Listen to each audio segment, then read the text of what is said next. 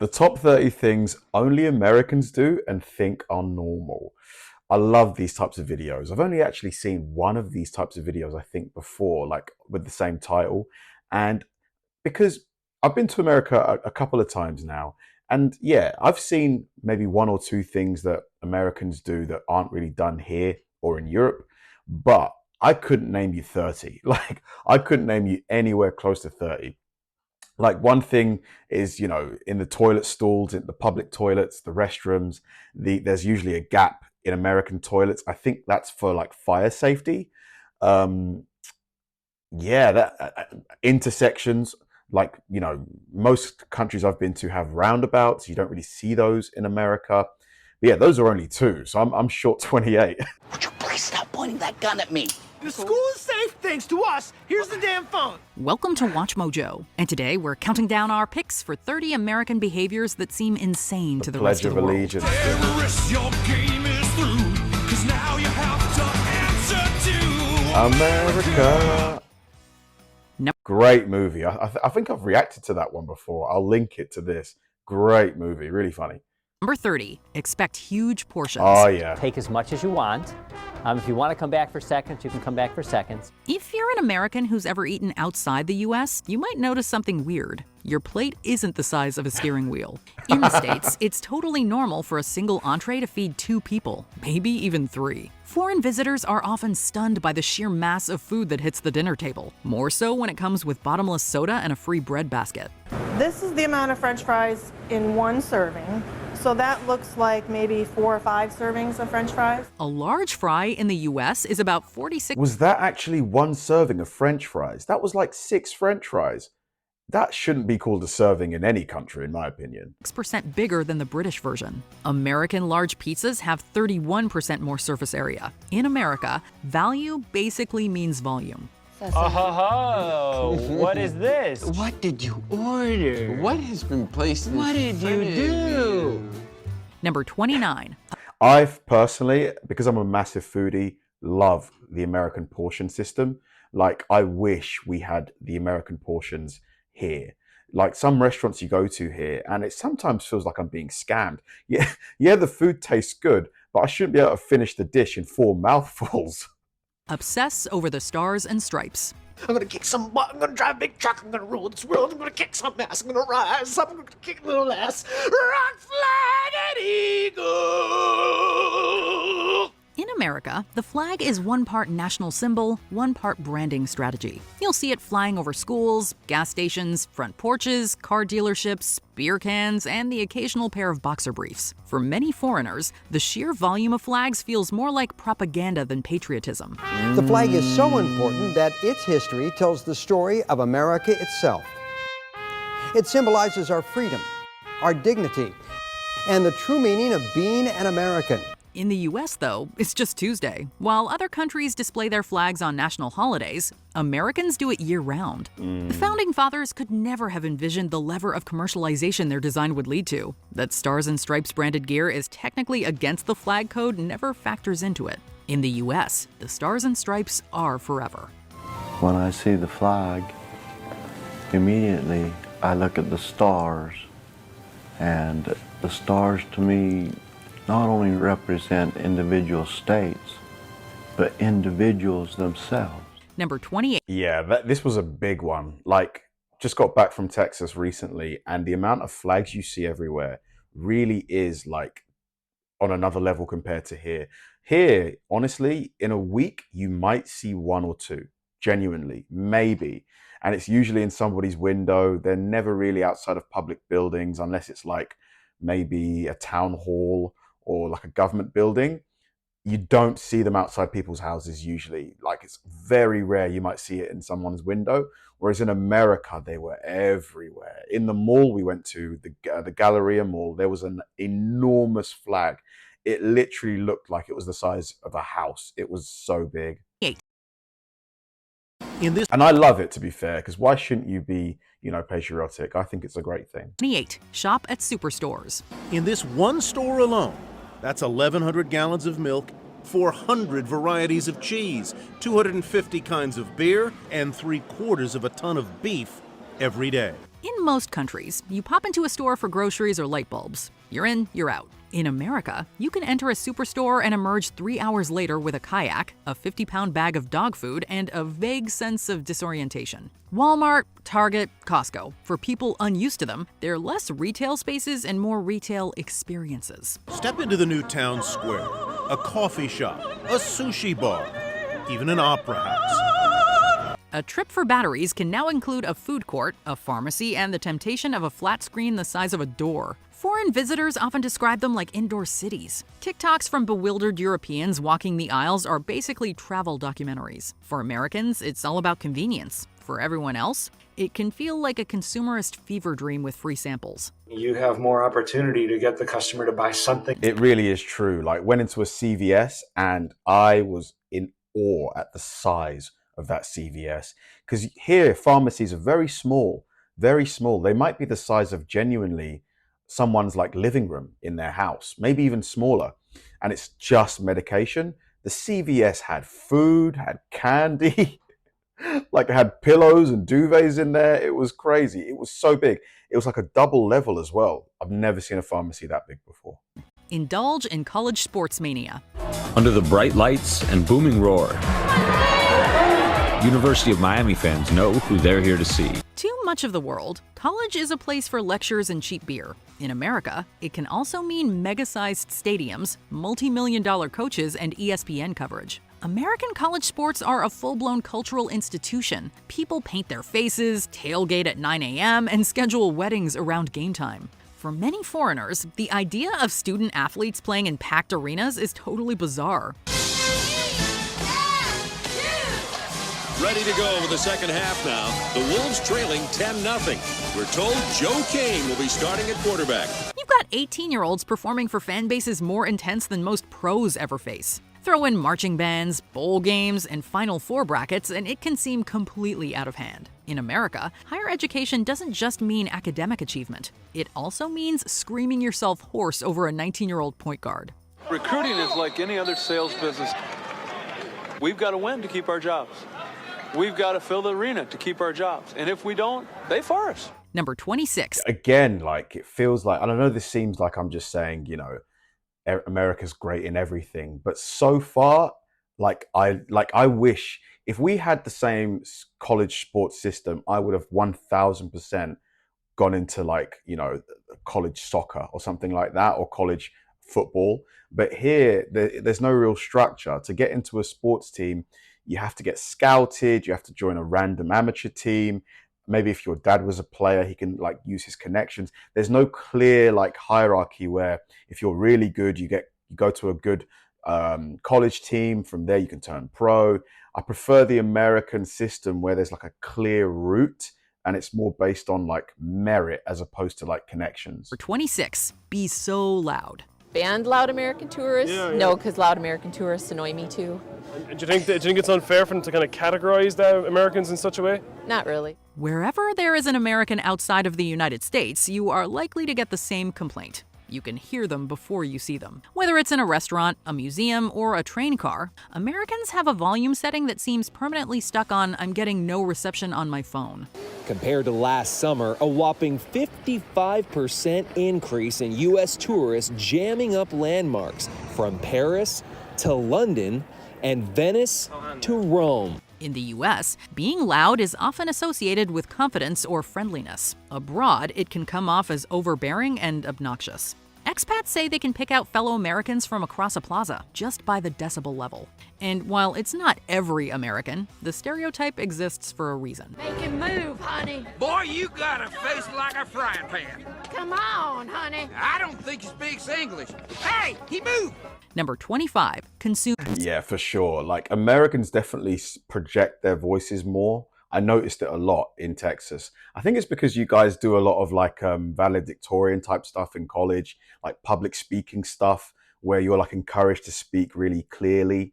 And also because America's bigger, I guess the distances between you guys are bigger by default. So maybe because you're further away, you need to speak louder. Is that why? Consume so much coffee. Chocolate chip cookie frappe. White chocolate mocha. Light and sweet with caramel. And it usually takes more than 1 cup of the pick-me-up to satisfy. In America, coffee isn't just a warm beverage to set a gentle tone for the day. It's a lifestyle, a coping mechanism, a desperately needed stimulant, and sometimes practically a personality trait. While most countries sip modest cups at a cafe, Americans are out here gripping venti cold brews like life preservers on a stormy sea. Judith, I have a brandy latte for Judith. Thank you. Yeah, have a great day. The coffee-to-go culture is especially baffling to outsiders. Walk through any U.S. city and you'll see people double-fisting caffeine like they're training for a speed-walking marathon. Americans will take it iced, blended, with syrups, oat milk, and motivational quotes on the cup. Other countries might enjoy coffee. Americans mainline it. 24. Yeah, man. Again, like when I went on the, I was ordering a Starbucks because the the restaurant was down. I think they had like a plumbing issue. So I had to get my own breakfast. And the amount of coffees I could get from the Starbucks in Houston, in the downtown, it had to be at least 50 different types of coffee. The range was insane. I love my coffee, to be fair. I do love my coffee. I was just impressed at the amount of different coffees. I tried this vanilla frappuccino or something like that, and it was really good. It was so good. Practice helicopter parenting. It's hysteria, she says. The world is safer today than it has ever been, even as the push to bubble wrap children keeps growing.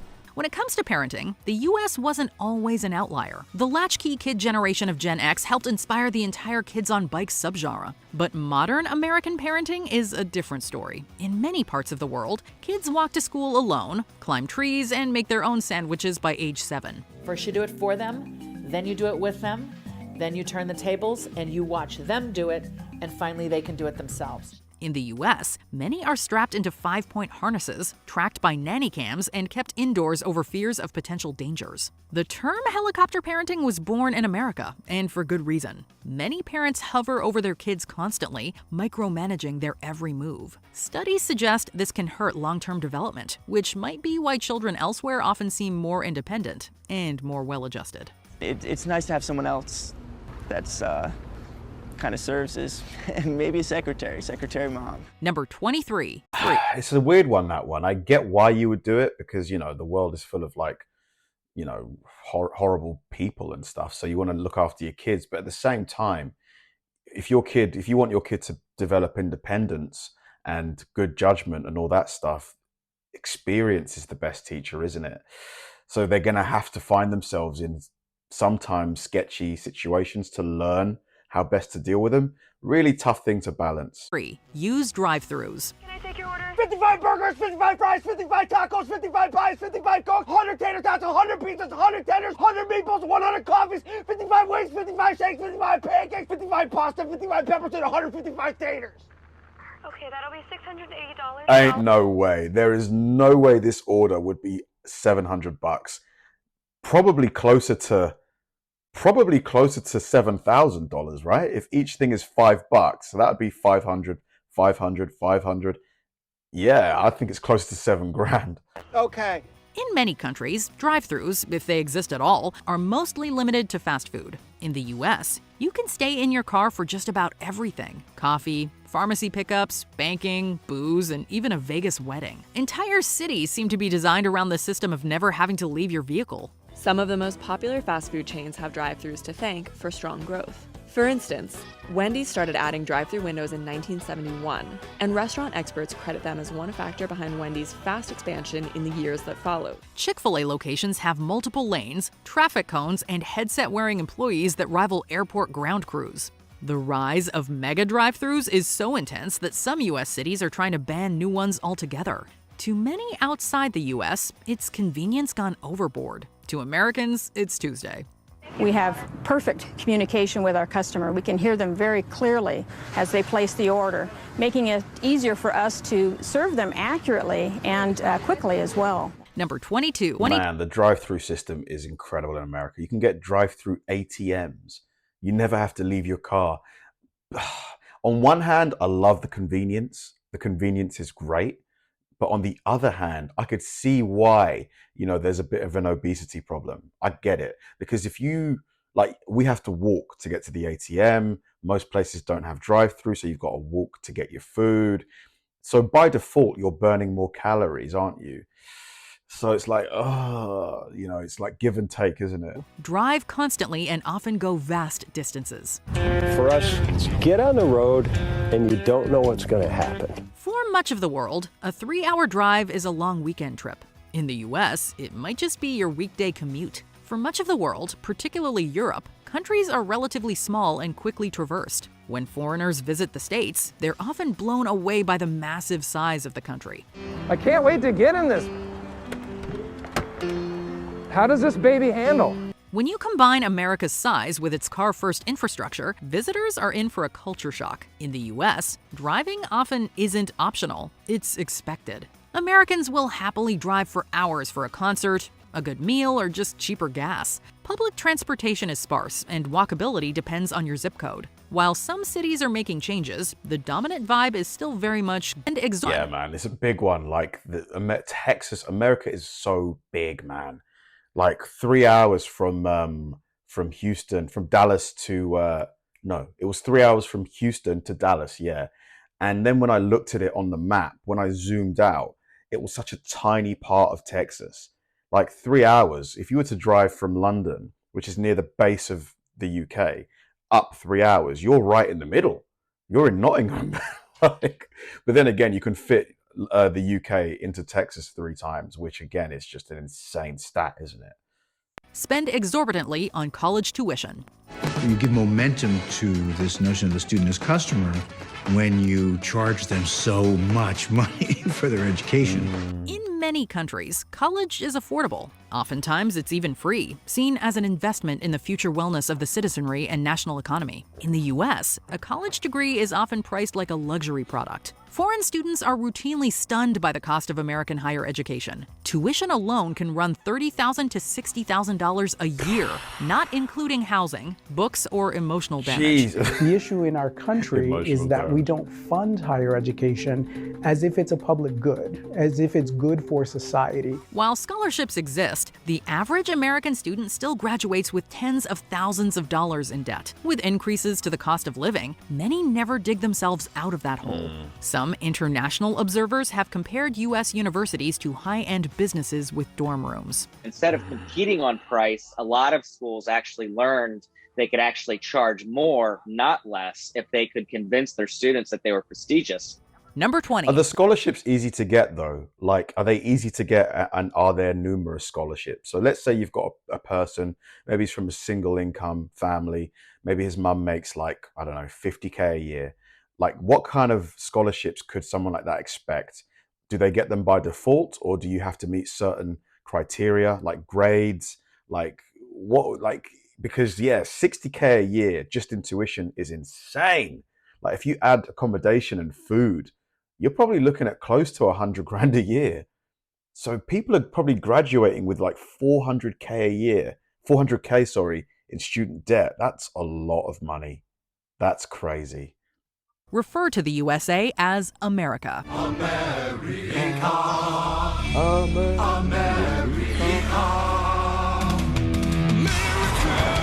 Outside of the United States of America, referring to the country as America is much less commonplace. After all, there are 2 entire continents called America, This is true. comprising like 35 distinct nations. Referring to only one country on one of those continents as America too is really confusing for anyone who doesn't live there. From this day forward, it's going to be only America first. America first. Calling it the US, USA, the United States, or just the States is much more common in the rest of the world. Even so, everyone still calls its residents Americans, which isn't confusing at all. You can't say it, but you know it's true. Number 19. To be honest, this is something that I do regularly. Like when I'm titling my videos, when I'm speaking to you guys, yeah, I have to hold my hands up. It's because it's easier to say. It's one word. It's quicker. It rolls off the tongue. You know, should I stop? Should I start saying the United States of America, or can I keep just saying America? I'll let you decide.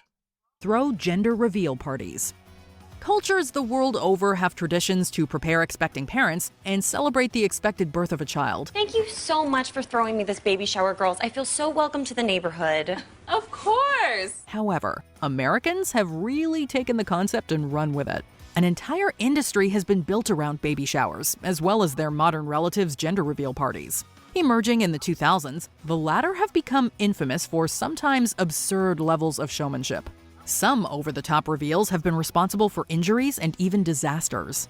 They remain somewhat controversial, with many people, including Americans, not really getting why they're often made into such big deals. I don't know why, but I'm like gonna cry. Oh my gosh, why are you gonna cry? Because I'm just really happy for you. You look like it. You look like you're happy. Number 18. Where do you guys stand on baby showers? On the one hand, they're super nice, they're cute. But on the other hand, it encourages like more spending, doesn't it? Like, you know, money going out the door.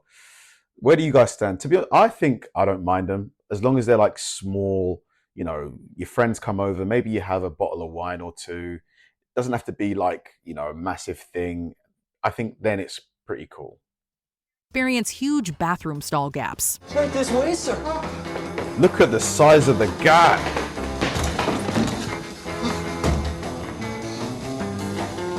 God. Every country's restrooms have their own quirks, like different sinks and toilet bowls. The US is known for having a high volume of water in their bowls and large gaps in their bathroom stalls, both under the door and between the door and the walls. Visitors can be taken aback at the lack of privacy. Some hold that they're designed for easy cleaning or construction. Others that it allows one to check which stalls are occupied, although occupancy indicators on the locks can do that too. Maybe so you can see if there's someone in there. Isn't that why we have locks on the door? Well, as a backup system, in case a lock is broken, you can see if it's taken.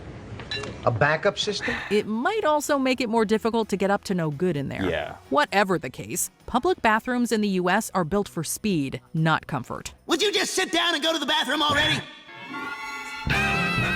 Number 17, have pharmacies that sell groceries. In most of the world, pharmacies sell exactly what their name implies, pharmaceuticals.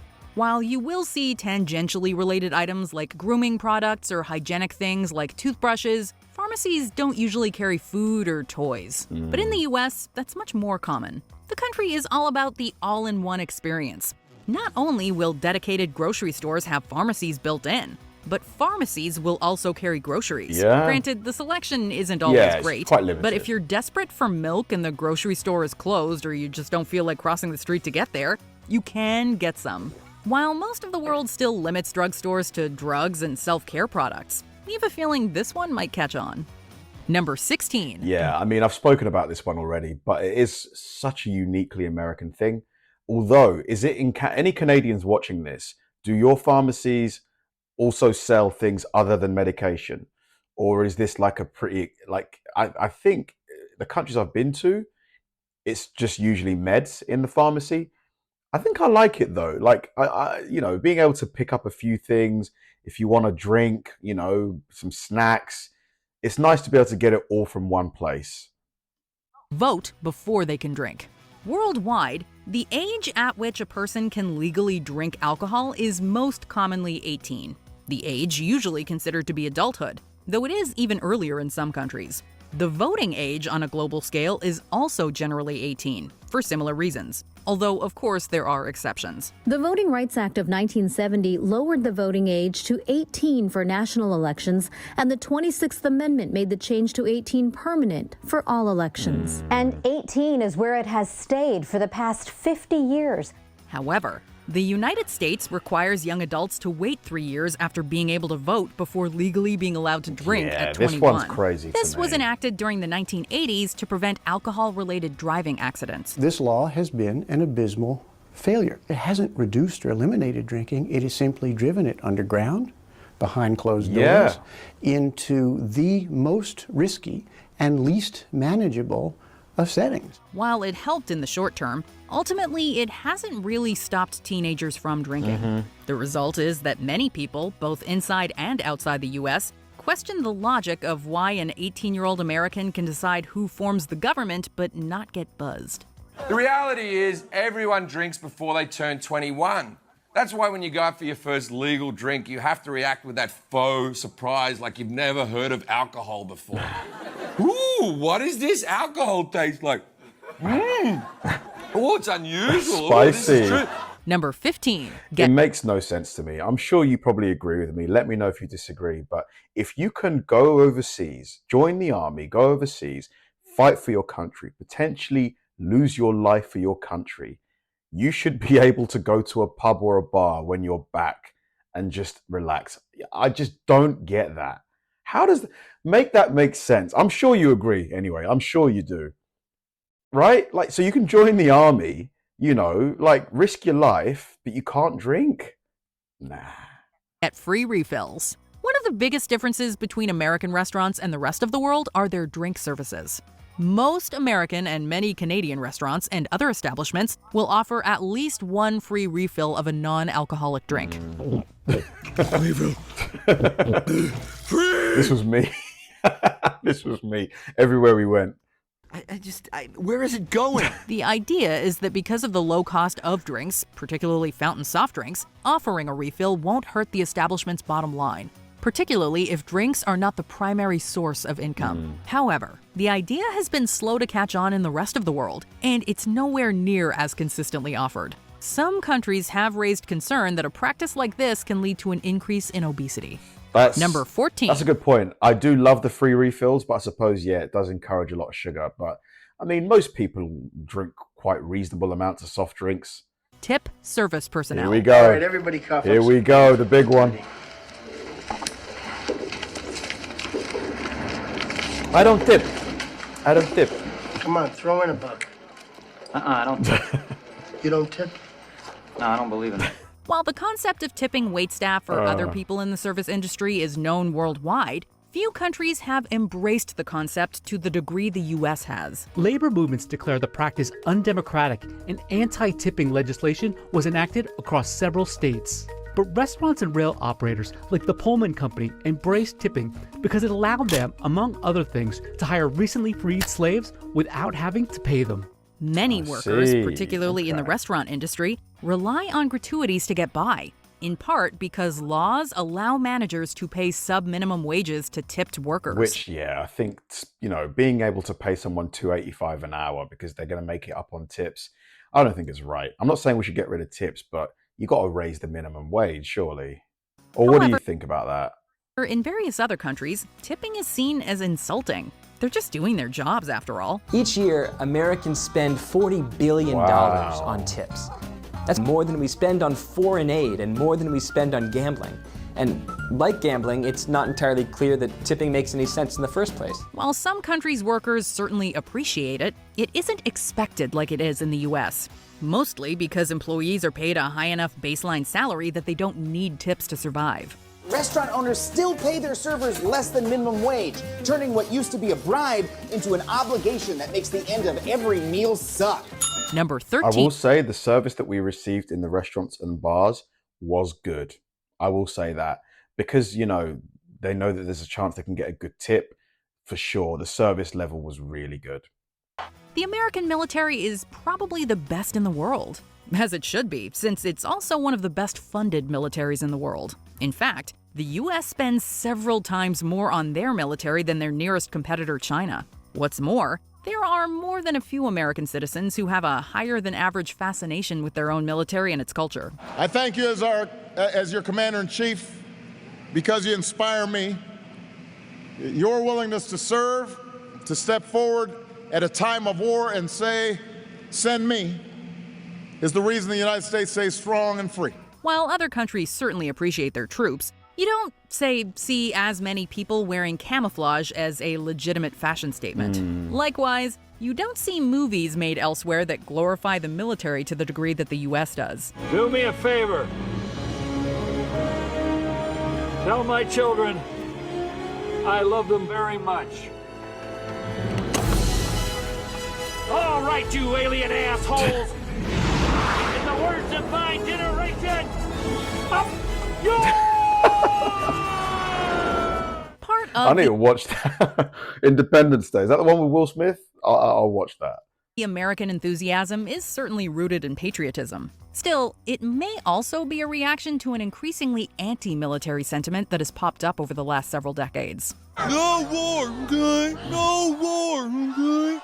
Oh, here you go, boys. These will help you protest. Okay. It's good to see that you care about peace, boys. Okay. Number 12. Use red plastic. Definitely, America loves its military, for sure. I think a lot of stores that I went to, I saw like some kind of veterans discount, which I think is a really great thing. Plastic cups. If you've ever seen an American movie where a college party happens, chances are you've seen characters drinking from red cups. Yeah, the red cups. Come on, dude. Right here. Yeah! These red plastic or solo cups are everywhere in the US. The cheap drinking containers are a favorite at parties, both for their durability and their ease of use in party games. While they're also handy for crafts or gardening, they're most famous for their intended purpose. However, the rest of the world either doesn't have the United States party culture's emphasis on kegs or lacks the same distinctive cups, originally manufactured by the Solo Cup Company. At most, you might see them at a novelty American-themed party. Number 11. Yeah, the red Solo cups when I was at uni was so cool. Like, all of the cool house parties, there'd be the red Solo cups. It was almost like a cultural thing here that, you know, you had to try and get red Solo cups. People were buying them on eBay. Crazy. Wear shoes inside. Taking off your shoes before you enter a home, or at least in the entryway, is pretty common etiquette in many countries. Don't do that. Why'd you take your shoes off? So I don't break your nose. And while many Americans do prefer to keep footwear off their floors, it isn't a hard and fast rule like it is in other places. Often it will depend on whether the person has carpeted floors or hardwood floors, with the latter considered easier to clean. I don't know. For me personally, I just take them off by default. I just think I'm used to it. I've just always done it all my life. Do you take yours off or leave them on? Since it's not considered the norm, though, asking guests to take off their shoes indoors can come across as rude or fussy, Really? and so is often avoided. Number Wow. 10, eat peanut butter as their go-to spread. Peanuts are grown and eaten in many parts of the world. But it's the United States and Canada that do most of the peanut butter eating. Peanut butter man now, eh, sir? Yes, I believe I am. I thoroughly enjoy this peanut butter. A lot of countries see it as a niche or even unpleasant taste. Others have a spread that is more culturally ingrained, like Nutella. Who doesn't like peanut butter? I mean, if you've got a peanut allergy, yeah, okay. Okay, that makes sense. The USA cannot get enough of peanut butter, though, consuming over 1 billion pounds of it annually. January 24th is even National Peanut Butter Day. It's a cheap source of protein that most American children grow up eating, so it's no wonder that it's a comfort food for many of them. Number 9, work too much. Americans are workaholics, at least compared to basically every other country in the world. The majority of Americans work more than 40 hours a week. Why do we do this to ourselves? Well, the conventional answer is that this attitude towards work makes the American economy the envy of the world. America is a hectic, turbocharged system that builds, destroys, rebuilds, all at warp speed. They also tend to lack many of the things the rest of the world takes for granted, like paid holidays, as well as sick and parental leave. Research has shown that happier, less stressed workers do better at their jobs. For sure. Iceland even recently tried a 4-day work week that proved wildly successful. There's lots of other benefits to a 4-day working week. It's not just the it's not just the mental health and economy, good for the economy. It's also environmental benefits too. Evidence looks like when we're commuting less as a result of a 4-day week, that brings down emissions. Also, energy consumption goes down. So this is a policy that's win-win for the environment, for workers, for employers. What's not to like about it? Several European countries take long breaks for lunch. While the American drive is admirable, grind culture becomes problematic when it costs workers their mental health and well-being. Number 8. Americans watching this, do you feel overworked? Do you wish that you had more pay time off? How many days pay time off do you get? So at my job, I get, I think it's like 20 something, like maybe 24 days paid annual leave, and then bank holidays on top of that. So like public holidays on top of that. So in all, I think it works out to be like 28 days paid time off. How many days do you get? Like, that's one thing that's kind of, I've been thinking about moving to America quite a lot for the past maybe 6 months to a year, because your salaries are so much better there than they are here. But it does seem like the average job, you guys get a lot less time off. So it's just like weighing up the pros and cons. Yeah, so Americans watching these, are you overworked? Do you wish that you had more paid days off? Make small talk with strangers. I love this Americans are known for their friendliness towards strangers, especially outside of big cities. It's not uncommon for Americans to smile at each other in passing, but their comfort with new people also extends to small talk, saying hello or even striking up a conversation out of the blue. If you are seated in an emergency exit row, and feel you would be unable or unwilling to perform the duties listed on the safety card, please ask a flight attendant to reseat you. In many countries, speaking to strangers unprompted can be seen as intrusive or even risky. Many Americans are masters of the art, though, often happy to chat with people they've never met about the weather, sports, or whatever else comes up in conversation. It looks like a carrot, honey. What looks like a carrot? Hi. Number 7. Personally, I love the small talk. I love it. I love it. Like, you know, whenever we would, like, me and my mates who were in Texas, we would speak, there'd be, oh, is that a UK accent? Are you from London? And then boom, just talking. Like at this bar, I was talking to this random lady from Dallas. Like, it was really, really cool. Yeah, I love the chattiness. I love it, genuinely. Casually own guns.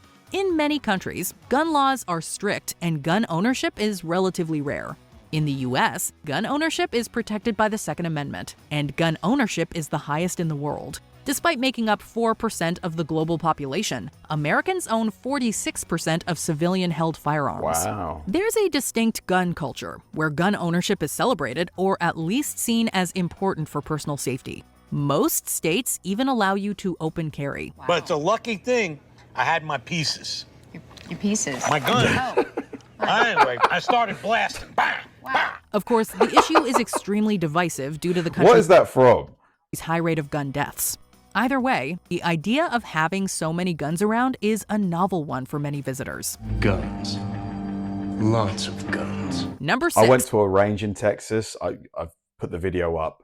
It was in such an experience. I'm going to make a video about it, about what I feel, like what I think about ownership of them and all that stuff, because it was one hell of an experience.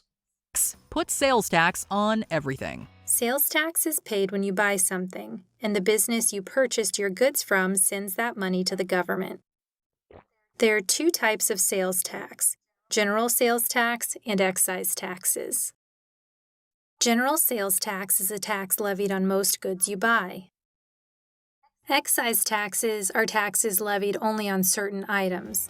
Most countries enact a value-added tax, or VAT, on goods like or we do. services purchased within their borders. These taxes are collected from every person in the supply chain, from the distributors to the consumers. The United States is one of the few to use sales tax, which not only vary wildly from state to state, but are only enacted after a purchase has been made. The state treasury depends on sales taxes to pay for road repairs, education, and medical care for children, seniors, and the poor. They're also not listed in the initial price, which can leave foreign visitors and many Americans scratching their head as to why they're being charged more than the price on the product.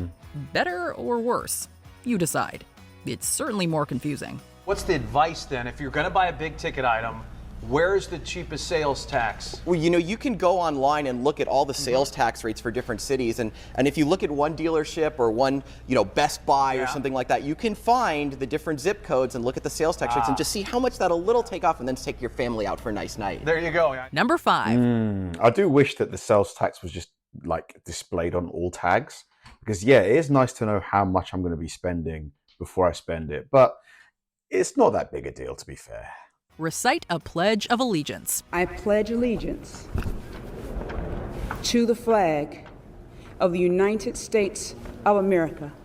In many parts of the United States, school children, and adults in some settings, are expected to recite the Pledge of Allegiance. Back then, in 1892, when it was written by Francis Bellamy, Bellamy was a Baptist minister, and in conjunction with a magazine called The Youth's Companion, he wrote this, at that time, 23-word Pledge of Allegiance. This is an expression that they will be loyal to the USA, and is usually performed daily while looking at the nation's flag, which you will find hanging everywhere, by the way. This isn't something other countries do. They might salute or respect their flag and country, but to make school children recite an oath to the country? The pledge has been the subject of plenty of controversy within the US too, particularly since it mentions God. While some schools no longer require it, it remains a widespread practice. Bottom line is, we all look different, sound different, but we are all on the same team. Number 4. Yeah, the Pledge of Allegiance is a very uniquely American thing, for sure. It adds on to the whole patriotism aspect of the country, which I do like. Where do you guys stand on the pledge? Do you think they should keep it? Do you think they should get rid of it? Watch ads for prescription drugs. Yeah. Aside from New Zealand, the United States is the only country in the world that advertises prescription drugs directly to consumers. Every day, Americans are bombarded with ads for prescription medications, featuring generic, pleasing imagery and a list of side effects longer than a flagpole. Side effects may include upper respiratory infection, stuffy or runny nose, and sore throat and headache. Many people, Americans included, are baffled by the practice, as doctors and not patients are meant to decide what drugs to prescribe. Proponents claim that advertising increases competition and lowers drug costs. Meanwhile, prescription drugs are typically far more expensive in the United States, as the U.S. doesn't regulate or negotiate drug prices. Number 3. Yeah, I do feel like some of these products probably shouldn't be sold. Like, I remember seeing one, like one of the side effects included death. I was like, mate, I'm sorry, what? If this can kill you, this shouldn't be sold. Months before days. Most of humanity marks calendar dates as being day first, then month, then year. It's the date. Assuming the first two numbers are some big old space date, then you've got year, month, day. It's the other way around like it is in America. Or else the opposite as year, month, then day. The reasoning is that you can go from the shortest value to the longest or vice versa. Yet the United States and parts of Canada eschew both these formats by putting the month first, then day, then year. The US has been using this format basically since its founding, although it has used the day first format interchangeably too.